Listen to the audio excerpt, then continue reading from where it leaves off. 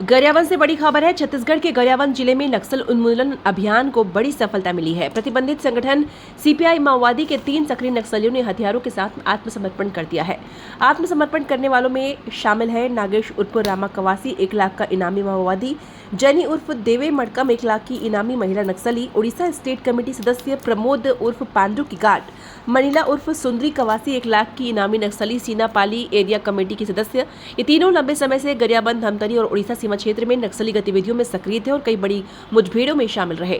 आत्मसमर्पित नक्सलियों ने बताया कि माओवादी संगठन अब निर्दोष ग्रामीणों की हत्या, विकास कार्यों में बाधा डालने, युवाओं को जबरन संगठन में भर्ती करने और अवैध वसूली जैसे कामों में जुटा है। इन्हीं परिस्थितियों और शासन की पुनर्वास नीति से प्रभावित होकर उन्होंने हिंसा का रास्ता छोड़कर आत्मसमर्पण किया है। आत्मसमर्पण में गरियाबंद पुलिस की E30 टीम, STF, CRPF और कोबरा 207 बटालियन की अहम भूमिका रही।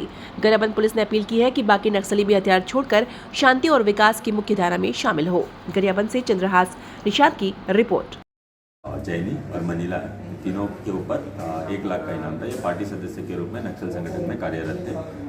इसमें जो जैनी है वो 2016 में भर्ती हुई थी, जो पिछली मुठभेड़ में प्रमोद नाम का जो नक्सली कमांडर मारा गया था उसकी गार्ड के रूप में कार्यरत थी। और मनीला जो नक्सली आत्मसमर्पण किया वो 2020 से नक्सल संगठन में कार्यरत थी।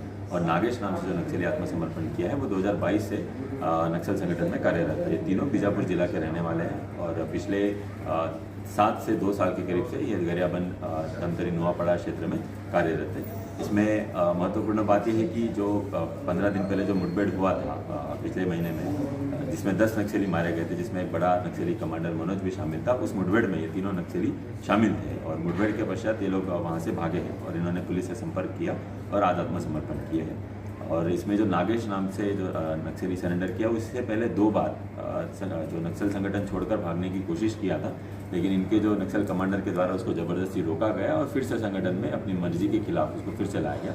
लेकिन इस बार मुठभेड़ के बाद उसे मौका मिला और तीनों ने काफ़ी समय से छोड़ने की मन बना के रखे थे, तो इनको जब मौका मिला तो तीनों ने पुलिस से संपर्क किया और आज आत्मसमर्पण किया। और इनके माध्यम से मैं यही एक अपील रहेगी, जो बचे हुए नक्सली इस क्षेत्र में कार्यरत हैं, अपने जो पुराने साथी जिन्होंने अब तक 20 से अधिक इनके साथी यहाँ पर आत्मसमर्पण कर चुके हैं, तो उनको देखते हुए और जो सरकार की नीति आत्मसमर्पण और पुनर्वास नीति है उसमें जो लाभ मिल रहे हैं, उन्हीं के साथियों को जो लाभ मिल रहा है और लगातार आत्मसमर्पण कर रहे हैं, वो भी अपना मन बनाएं और इस खोखली विचारधारा को छोड़कर जल्द से जल्द आत्मसमर्पण करें।